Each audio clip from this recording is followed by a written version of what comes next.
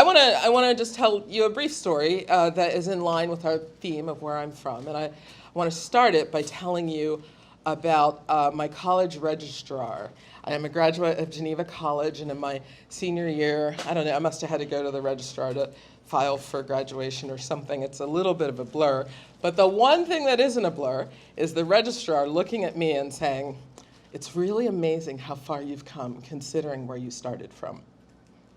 And yeah, right? I can see looks. You're not supposed to look. It's the DMZ. You're not supposed to roll your eyes, but whatever. I didn't really know how to take that. I'm going to tell you, what was I, 22? And it would almost be, I understood the tiniest bit of that as some sort of racial discrimination. That's how I felt. But there was more to it. And I actually wouldn't know that until I was almost 30. Because I want to tell you that I grew up in Natrona Heights in a place called Sheldon Park, which is federally subsidized housing. I grew up in the projects. And if you're not familiar with that, it's housing for poor folks, okay? Housing for folks who can't afford apartments, can't necessarily afford to buy a house. We were in the suburbs, which is an odd thing, but I lived in the projects. Across the street were houses like I live in right now. But we lived in from my perspective, tiny little apartment for families. That's where I lived.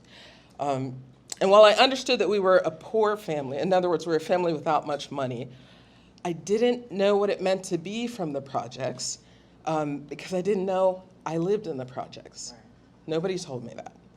And I was nearly 30, I think I was 29, and I got a job at a youth mentoring agency where my job was to go around and match adults to at-risk youth. And so I had to go to a small community in Aliquippa. Statistically, most of us, if you're familiar with the area, would recognize Aliquippa as a struggling area, but I went to a struggling area in Aliquippa. And I drove up into the parking lot and saw these row house buildings of apartments, carbon copies with the tiny little postage stamp yards, and even the clothesline hangers that we had at my house. And it hit me that I grew up in the projects. I didn't know that I grew up in the housing project. And so you know what I didn't know? I didn't know I wasn't supposed to go to college. And I didn't know I wasn't supposed to do well or to become the community leader that I am.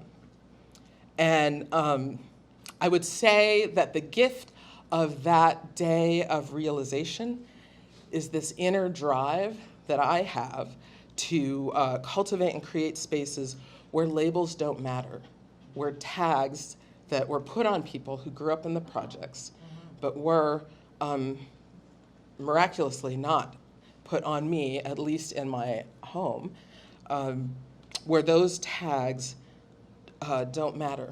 I have this inner drive to create those spaces. I have this inner drive to create spaces where you're from doesn't determine how you finish.